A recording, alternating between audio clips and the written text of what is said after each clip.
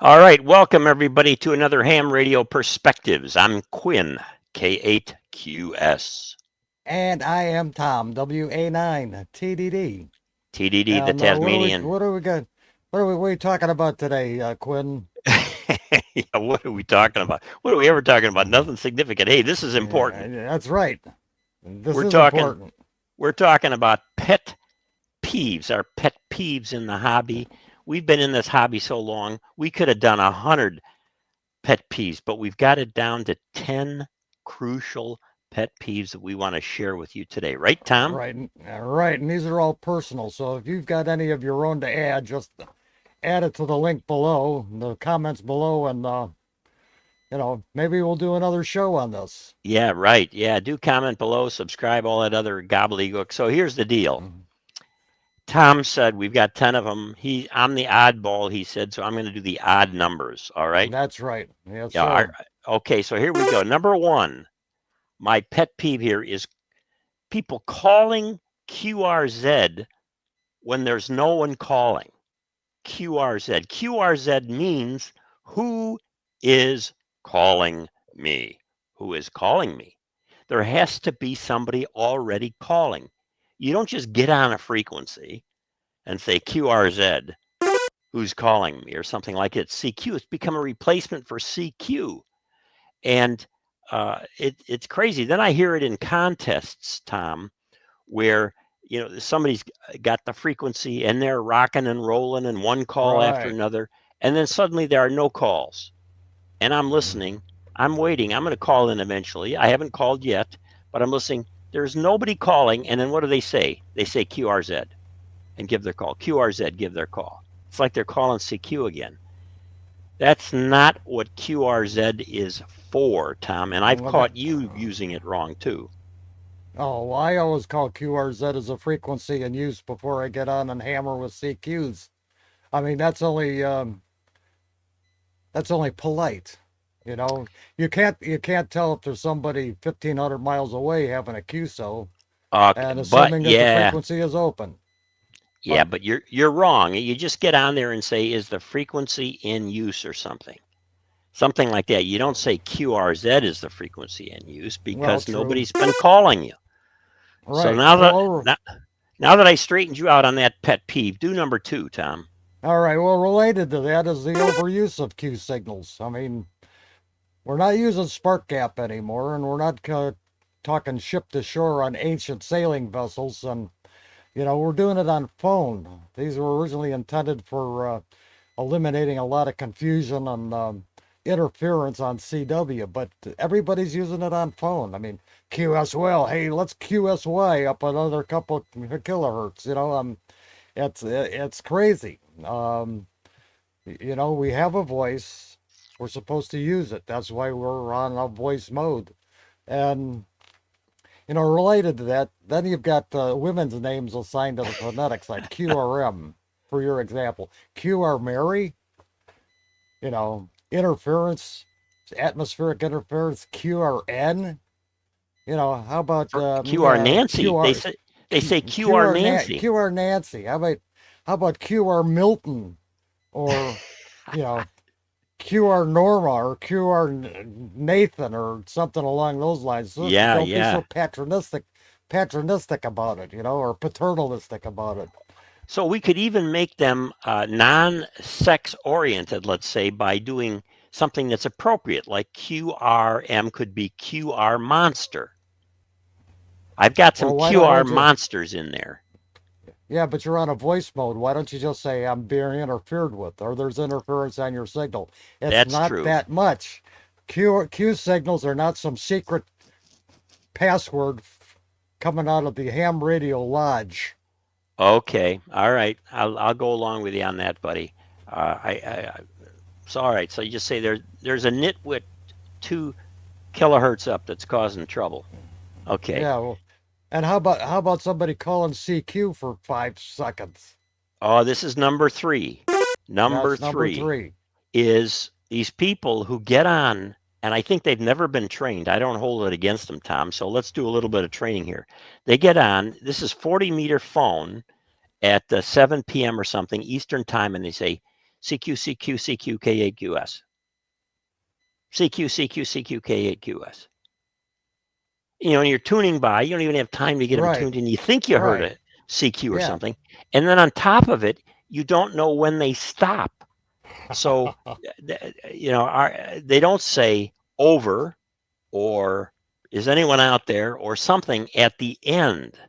I like standing by for a call. So I'll do CQ Right. for 20 seconds or so, giving my call a few times, phonetically and non-phonetically. And then at the end, I'll say, this is K8QS standing by for a call. And that alerts everybody now to call in. In fact, this real short calling CQ without saying much is so prevalent now, Tom, that I did a 20-second CQ on 40 a while back and then turned it over, standing by, and a guy chewed me out because he said he kept trying to respond to me during my CQ. And he said, don't you ever listen? And I'm saying, well, I'm calling CQ. That reminds me back when we were in high school or whatever in Chicago, and I would listen in the morning before I would head off for school. I'd listen with my AM radio, or actually shortwave radio on AM on 75-meter phone back then, before I was even licensed.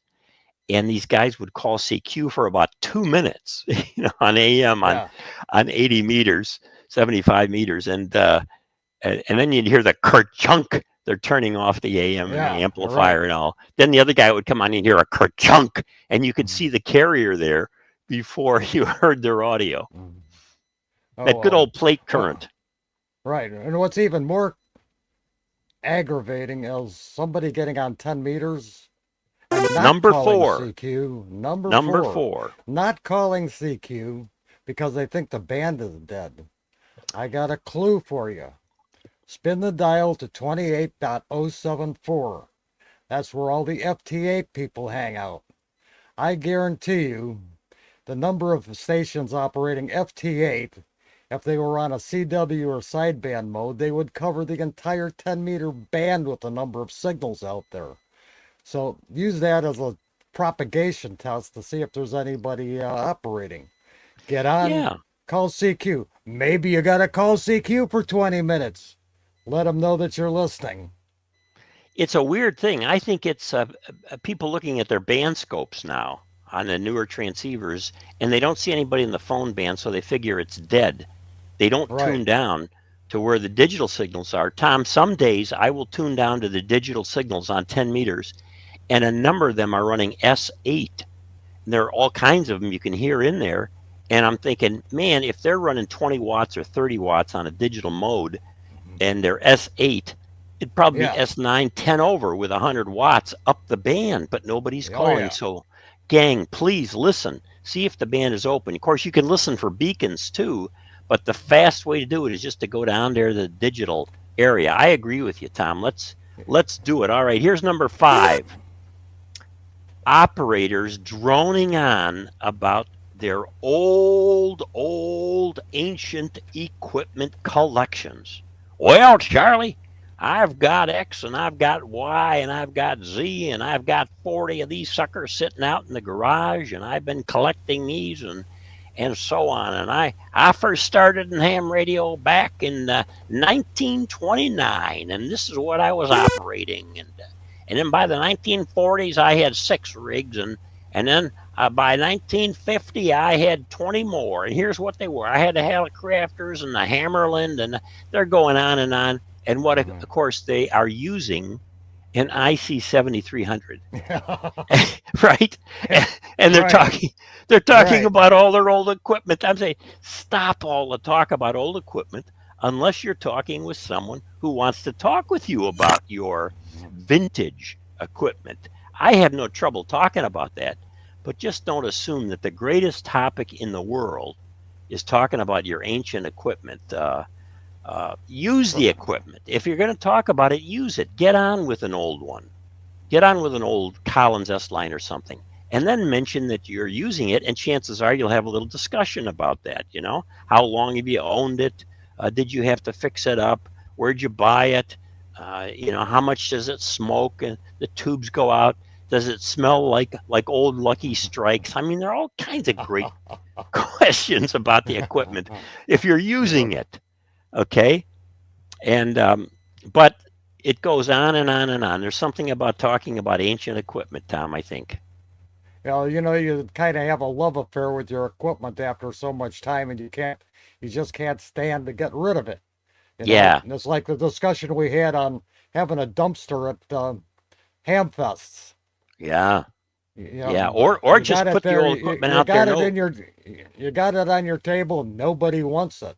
If nobody wants it, pitch it in the dumpster. Okay, yeah, don't get that attached to it that you're going to be buried with it. yeah. Uh, Be buried in a Gates transmitter chassis because you're taking all your old equipment with you. But and you if there's know, somebody that's going to use the equipment, oh yeah, give it to them. right. I've done that before with equipment that I just didn't feel like dragging to a hamfest or something. I donate to a club. They're always trying to get some newbies in there. They have no idea what kind of equipment to buy, where to get it, what it's worth. Use it as a teaching tool. I've donated an old Kenwood TS520. Thing worked fine. I just wanted to upgrade to an 820 because it had a digital readout, but the club took it. They cleaned it up a bit, took the Meisterbrauss and Lucky Strike smell out of it, and they were using it as a teaching aid. So how do you? Nobody knows how to load and dip anymore. So it was a good radio for that. But talking about Meisterbrow. instruction, number six, touting Morse code mastery. I Touting. happen to have I happen to have a very good friend, looking at you,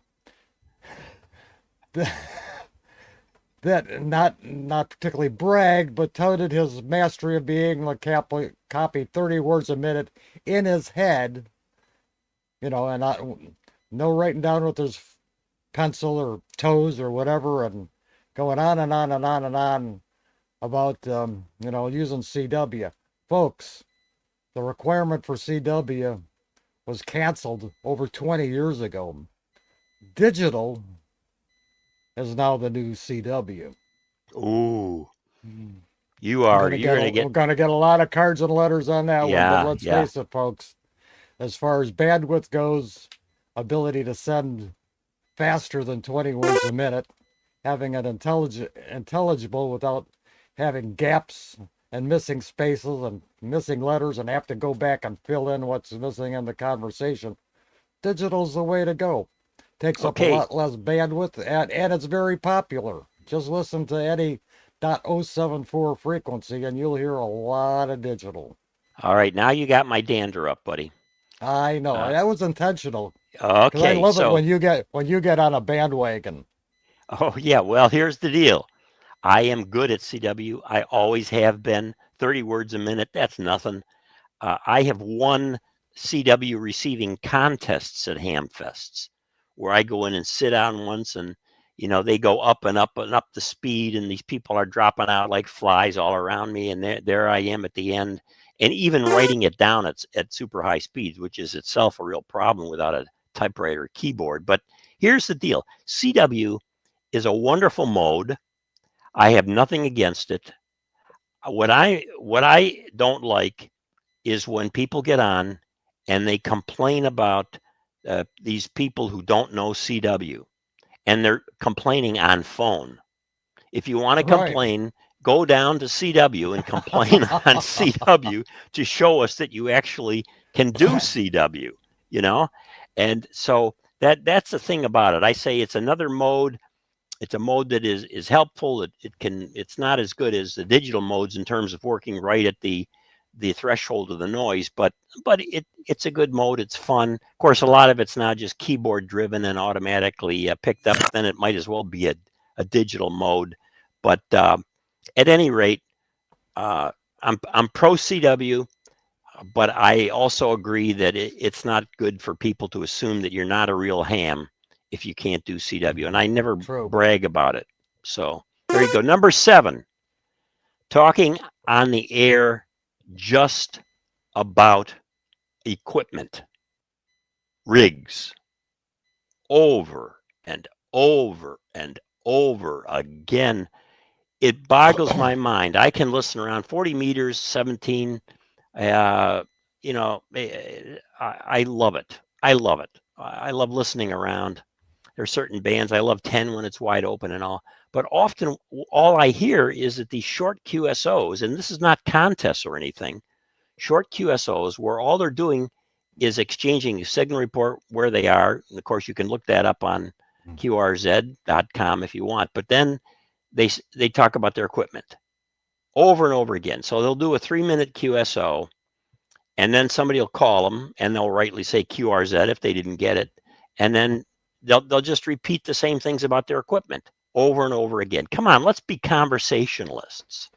Let's talk about something more than a rig. In fact, I would say this: if you're running an IC 7300, and I own 2 of them, so I'm not anti IC 7300, don't even talk about your equipment. One more person tells me they're running an IC 7300, I'm out of that QSO. I've had enough of that. And worse yet, they say, I've got an IC 7300 and I really love it. Of course you love it. How many people do you find online that don't like their IC 7300? We know that already. All right. And if you've got just an inverted V at 35 feet, an IC 7300, and you're using the mic that, as they say, came with the rig, if that's it, that's all you have to say about equipment. Don't say anything about equipment. Say I Right. got 100 watts out to the antenna, and then get on to something else. Like it's colder than a witch's you know what outside, or something. I, Have an interesting conversation. What do you think about that, Tom? well, I think it's a matter of commonality. I mean, you're talking to somebody you've never met before on most occasions, and what's the one thing you've got in common is your equipment. They don't know your backstory. They don't know your history. You don't know theirs. You know, it's like 2 people meeting in the middle of the street and talking about the weather. And currently, it's the only thing you have in common. The thing is, you need to, once you develop a relationship with that person, you don't care anymore about their equipment. It's just like when we used to have round tables. After everybody introduced themselves and got kidded and Mhm. chided about their crappy equipment, then we got into the meat and potatoes of of personal conversations and interests. So, you know, you've got to take that with a grain of salt. Even on PSK, there's a macro to describe what kind of equipment you got. It's an introduction to yourself, and then you can let it roll from there. In a 3-minute QSO, that's about all you've got time to talk about. All right, I'll go along with that. And now, if somebody has something really interesting, like I run across people who have very unusual antennas, like the guy sent you the picture where he's got the tri-bander anchored to the top of a tree. Now that's interesting. Yeah, yeah, I want to yeah, know that was about that. good. Yeah. How did he do that? How did he get it up there? How did he attach it? How does he keep it from falling down and so forth? How does it operate? What do the neighbors think about that? I had all kinds of good questions because that's an unusual thing about equipment. So, yeah, I agree with that. All right, Tom, you're on for number 8. Yeah, number 8 has gone along the same line as using high power and massive towers, super high gain, triple tri-band antennas to talk to your neighbor in Ohio when you're living in Pennsylvania. You're running a legal 1,500 watts input to a tri-bander at 120 feet, and totally blasting out the band when you're talking to your best buddy over just over the state line. You know, I don't get it. Myself, I'm strictly one of those 100 watts and a wire guy. So I've never had much invested in high power equipment, big antennas, high towers. So, it's just a matter of professionalism and exploring the hobby, finding out how this stuff works and using it to the best of ability. If you understand skip, you can work anywhere in the world with the proper mode and the minimal amount of equipment. Right. In fact, the FCC regulations say that you should try to use the minimum power necessary. Correct. But that is gone, man. That is gone now. As you can see here, I have an amplifier. a KPA 500, run up to 500 watts. I only put that on if I need it. I'll get into a situation where, and it's usually not QR Mary or QR Milty. It's usually a situation where we're right at the edge with the noise level, and the atmospherics are not very good, and so we're trying to have a QSO. So I'll flip that thing on and drop my input to it to maybe 20 watts or so and run 350, 400 watts out. Usually it'll make just enough difference that I can come up above the noise level. But that's really all you need it for. I think it's a power trip thing for these guys that run super high power all the time. Even when they're talking with people, hey, you're 40 over 9 here. Well, that's pretty good, George. You're 35 over here, and they would never consider dropping it down to their S9. They got to prove themselves or something. So there is a thing here now. Well, 75 meters. Go ahead, Tom. well, you could be calling CQ with your 1500 watts and your tri-band at 120 feet, and somebody could be answering you, but you can't hear them. You can't hear them. And that's frustrating in itself. I mean, you get on, I hear somebody calling, CQDX, and they're in, some place I need to get a QSL from, and I come back to him and come back to him and come back to him. Johnny can't hear. He can certainly make a big splash on the airwaves, but conversely, he can't hear you coming back to him. So that leaves two high power guys chatting with each other, and the low power guy is just sitting there twiddling his thumbs. Yeah. That reminds me of contests when I was younger, and I used to do a lot of contests, and there were these high power people. We used to call them in Chicago, maybe you did too, Tom, California kilowatts. Yeah, right. You remember that? So you had these Yeah. people running 10,000 watts or whatever they were running, some super duper thing on 20 meters, just blasting into the Midwest. And they couldn't hear me. I'd call over and over again. It's true, I had a crappy antenna. I didn't have much power, but man, they were coming in 20 over 9 and they couldn't hear me. So number 9 in our pet peeves, gang, and this is aimed at people now. Some people that still do this, I can't believe it. They're still squawking about how bad code-free licenses are for the hobby. How bad it is. And most of these are older fogies that probably never get on anyway. They never get on CW. So it's baffling to me. And I can't tell you, Tom, based on the years that I've been in the hobby, about same as you, that the hobby has gotten any worse. I think it's gotten better, if anything, with the dropping of the CW requirement. I've known some no code technicians in our local club, and these guys can run rings around any established ham that's gone through the process from novice to extra, as far as their ability, as their technical ability, and they're usually techs. They don't have any CW experience whatsoever, so I see it as a false equivalence for being proficient as a ham. Yeah, that's good. I agree with that entirely. What about number 10, Tom? You want to finish it off with number 10? Oh, you mean calling the ARRL just ARRL? Yeah. Yeah, that's like you call the FCC just the FCC, just FCC. Well, sometimes depends on where you're at in the conversation. And even the ARRL talks about it this way. Do you say the USA or USA? It's a label. It's a label, Everybody but speaks about. you and I have spent 50 years or so in the hobby, and more than that actually. And so, and I grew up and spent all these years talking about the ARRL or the ARRL. Typically, people will say, you leaving that article in there.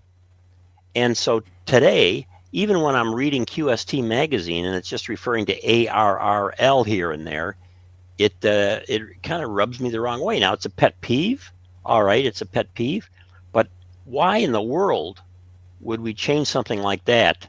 If they want to do something interesting, change the name of the organization so it's no longer the Amateur Radio Relay League. I mean, how much relaying Right. are we doing? Call it something else. But taking the article out absolutely baffles me, Tom. Well, when you run home from the mailbox and look, and the mailbox would go, you don't say, the QST came. You say, I just got my latest edition of QST. Ah, you So got me there. there's a there's a limit to what you label. You rascal. Okay.